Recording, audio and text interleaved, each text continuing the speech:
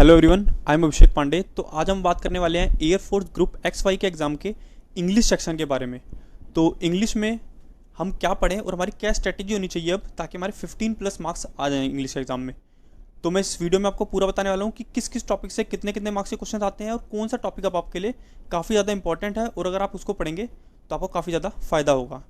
तो इस वीडियो को एंड तक देखिएगा। और तो मैंने खुद एयरफोर्स का एग्ज़ाम 3 बार दिया है, उसमें से 2 बार क्वालिफाई भी किया है। इस बार मेरा स्कोर इंग्लिश में 17.5 है।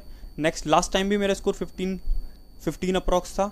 तो मैं आपको एक एक्सपीरियंस के बेस पे बता रहा हूँ कि इंग्लिश में पिछले 3-4 सालों से इंग्लिश का जो सेक्शन होता है उसमें एक पैटर्न जो है वो यही है, यहीं से क्वेश्चन पूछे जाते हैं जितने मार्क्स मैं बताने वाला हूँ आपको। तो ये काफ़ी ज़्यादा यूजफुल वीडियो होने वाली है आपके लिए। तो मैं इंग्लिश को 3 पार्ट में लेके चलता हूँ। फर्स्ट आपका वोकैब, सेकंड रीडिंग और थर्ड आपका ग्रामर। तो वोकैब की बात करते हैं। वोकैब से आपके 5 क्वेश्चंस आते हैं। एक क्वेश्चन आएगा आपका एंटोनिम का, एक सिनोनिम का, एक वन वर्ड सब्स्टिट्यूशन का, एक इडियम फ्रेज का और एक आपका स्पेलिंग का। आपको दिख भी जाएंगे साइड में। स्पेलिंग से आपका या तो करेक्टली स्पेल्ड पूछेगा या फिर रॉन्गली स्पेल्ड वर्ड पूछेगा आपसे। और वन वर्ड सब्स्टिट्यूशन और ईडियम के लिए मैं आपको पहले बता चुका हूँ, मैंने केडी पब्लिकेशंस करे थे, उससे बाहर नहीं आता। उसमें जो लास्ट में आपके प्रैक्टिस सेट दिए हैं उसमें अप्रॉक्स 250 वर्ड्स हैं वन वर्ड सब्स्टिट्यूशन और ईडियम फ्रेज के लिए। अगर आप उनको कर लेते हैं और साथ में जो आप प्रैक्टिस सेट दे रहे हैं उसमें जो भी आपके ईडियम फ्रेज या वन वर्ड सब्स्टिट्यूशन आ रहे हैं उनको लिखते चलें साथ में, तो आपका idiom phrase one word substitution के 2 मार्क्स कंफर्म आ जाएंगे, गलत नहीं होगा। ठीक है। स्पेलिंग के लिए जो आप दे रहे हैं प्रैक्टिस सेट उसकी स्पेलिंग लिखते चलें। और मैं आपको एक PDF प्रोवाइड करा दूंगा, वीडियो के आने बता दूँ कहाँ मिलेगी वो PDF। अगर आप उसे भी कर लेते हैं तो कंफर्म आपका गलत नहीं होगा। स्पेलिंग में जो मैंने PDF करी थी, जो मेरे PDF है उससे मैंने प्रिपेयर की थी, और अब कभी भी मेरा स्पेलिंग का क्वेश्चन गलत नहीं हुआ। ठीक है। तो सिनोनिम एंटोनिम के लिए मैं बताऊँगा, या तो आप KD कैंपस के पढ़ लीजिए थोड़े, या फिर आप जहाँ से भी कर रहे हैं वहीं से कर लीजिए सिनोनिम एंटोनिम, क्योंकि आपको पता है सिनोनिम एंटोनिम काफ़ी वास्ट होते हैं। हम जितना भी करें तब भी कुछ वर्ड्स रह जाएंगे और हमारा कहाँ से वर्ड्स आ जाए ये कुछ पता नहीं है। लेकिन जो एयरफोर्स में आता है सिनोनिम एंटोनिम काफ़ी लो लेवल के होते हैं, इतने ज़्यादा मुश्किल वर्ड्स नहीं आते, जैसे एब्स्टीमियस ऐसे वर्ड्स नहीं आते, ईजी वर्ड्स आएंगे काफ़ी आपके। तो आपको ज़्यादा घबराने की जरूरत नहीं है। आपका सिनोनिम एंटोनिम में एक ना एक तो आपको जरूर आता होगा। तो अगर हम ये 5 क्वेश्चन देखें वोकैब में, तो मान लीजिए आपके 4 नंबर आप स्कोर आराम से कर सकते हैं, 4 मार्क्स इसमें, क्योंकि वन वर्ड सब्स्टिट्यूशन और ईडियम मैंने बता दिया और ईजी भी होते हैं, आप कर सकते हैं ये दोनों अटैम्प्ट। स्पेलिंग भी आप सही कर सकते हैं। ये 3 नंबर तो ये कंफर्म हो गए। सिनोनिम और एंटोनिम से अगर आपको एक ना एक क्वेश्चन तो आपको आ ही जाएगा, हिट कर जाएगा। ठीक है। अगर आपने प्रिपरेशन करी है इनकी थोड़ी बहुत भी, तो एक ना एक क्वेश्चन आपको जरूर आता होगा। दोनों ना आए भले ही, तो आपके इसमें से 5 में से 4 नंबर मान लीजिए आपके कंफर्म आ जाएंगे। नेक्स्ट बात करते हैं रीडिंग की। रीडिंग में आपका पैसेज आता है और एक आता है सेंटेंस रीअरेंजमेंट का क्वेश्चन। पैसेज में आपके 4 to 5 क्वेश्चन होते हैं। ठीक है। 4 क्वेश्चन लेके चलते हैं हम। सेंटेंस रीअरेंजमेंट में आपका PQRS टाइप क्वेश्चन होता है। जो PQRS दे रखे हैं, चार थोड़ी लाइनें दे रखी हैं, आपको अरेंजमेंट बनानी है कि कहाँ पे ये एक मीनिंगफुल सेंटेंस बन के तैयार होगा। ठीक है। ये क्वेश्चन काफ़ी ज़्यादा ईजी होता है यार, सब लोग कर लेते हैं सही इसको। तो PQRS का नंबर कंफर्म हो गया आपका। और पैसेज कहूँगा आप थोड़ी प्रैक्टिस कर लीजिए, जो भी आप प्रैक्टिस सेट दे रहे हैं वहाँ पे आप करते रहिए, साथ में अलग से ही पैसेज थोड़ा पढ़ लीजिए, तो आपका पैसेज का गलत नहीं होगा। पैसेज ईजी भी होता है, इतना ज़्यादा कोई मुश्किल नहीं होता। आपको पता है इंग्लिश में काफ़ी ज़्यादा टाइम होता है, तो आप 2 बार पढ़ के 3 बार पढ़ के पैसेज का आंसर अच्छे से समझ के आप दे सकते हैं। तो पैसेज गलत नहीं होना चाहिए आपका वहाँ पे मेरे ख्याल से। तो आपका वोकैब और रीडिंग की बात कर ली, अब हम ग्रामर की बात करेंगे। तो वोकैब और रीडिंग से देखिए आप कितने क्वेश्चन बने टोटल। अगर हम वोकैब के 5 मार्क्स ले लेते हैं और रीडिंग के पैसेज में 4 ले लो और सेंटेंस रेंज में 1 मार्क्स, तो 5 10 नंबर का आपका ये दोनों सेक्शन से बन गया। जब 10 मार्क्स में से आप मेरे ख्याल से 8 स्कोर तो ईजिली कर ही सकते हैं। अगर आपने सिंसियरली और अच्छे से प्रिपरेशन करी है, थोड़ी भी प्रिपरेशन बढ़िया से करी है, तो आप इजीली 8 मार्क्स स्कोर कर सकते हैं। जिसने बढ़िया करी है ज़्यादा उसके 9 भी हो सकते हैं, किसी कोई 10 भी ला सकता है। अगर आपका दिन अच्छा हुआ है, सिनोनिम एंटोनिम आपको दोनों समझ में आ रहे हैं कि मुझे आप पढ़े हुए हैं मेरे, तो आपके 10 स्कोर भी हो सकता है पूरा। ठीक है। तो ईजी है काफ़ी स्कोर करना, आपको इतना हाइपर होने की जरूरत नहीं कि यार मुश्किल पेपर आएगा, नहीं, ईजी पेपर आएगा। अगर आप ईजी लेके चलेंगे तो ईजी लगेगा आपको। अगर आप पहले सोच लेंगे मन में कि यार बहुत ज़्यादा मुश्किल पेपर आएगा, मेरा क्या होगा, मैंने तो कम पढ़ा है, तो यार इतना ज़्यादा मुश्किल पेपर नहीं होगा, ईजी पेपर होगा। आप एक एक नंबर करके जोड़िए कि ये भी पता है मुझे तो इतना भी आता है, तो आपके जरूर अच्छे नंबर आएंगे। तो 8 नंबर तो आप यहाँ से ईजिली स्कोर कर सकते हैं। इसके बाद बात करते हैं ग्रामर की।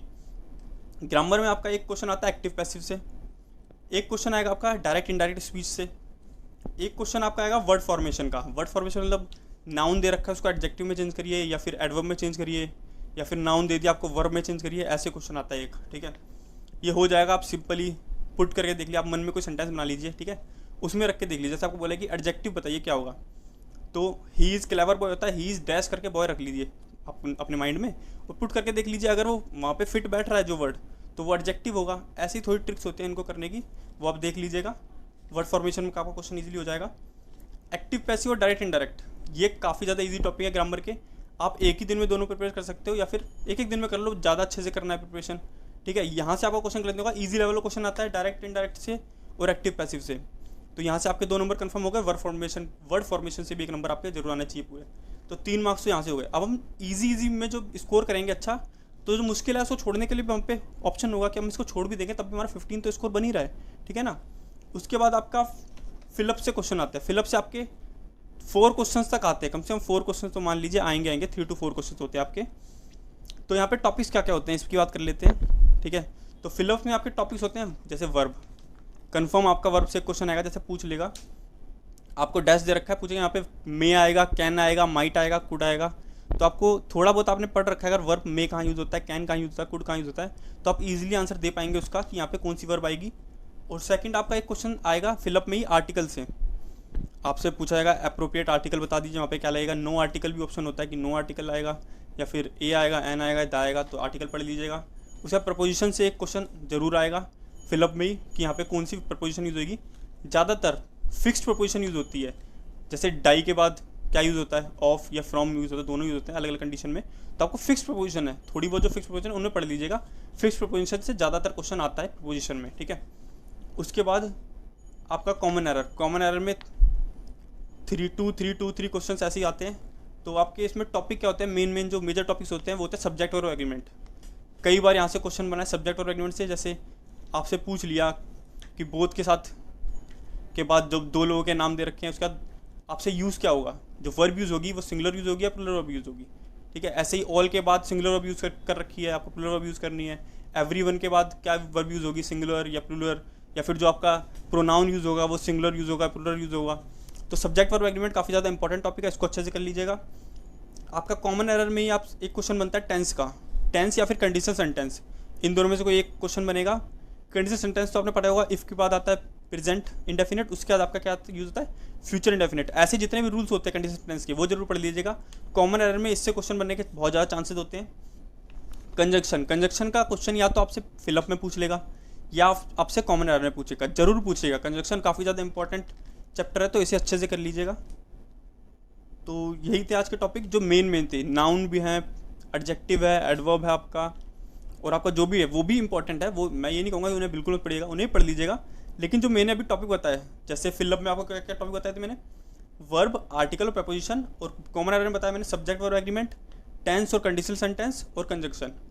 तो ये जो टॉपिक्स हैं ये तो काफ़ी ज़्यादा इंपॉर्टेंट है, यहाँ से क्वेश्चन जरूर आता है, ठीक है। इनको तो करी के जाइएगा आप, बाकी एक बार आप थोड़ा कम भी पढ़ेंगे चल जाएगा, लेकिन इन्हें जरूर करिएगा अगर आपको 15+ स्कोर करना है अपने स्कोर में, अपने एग्जाम में, तो ठीक है।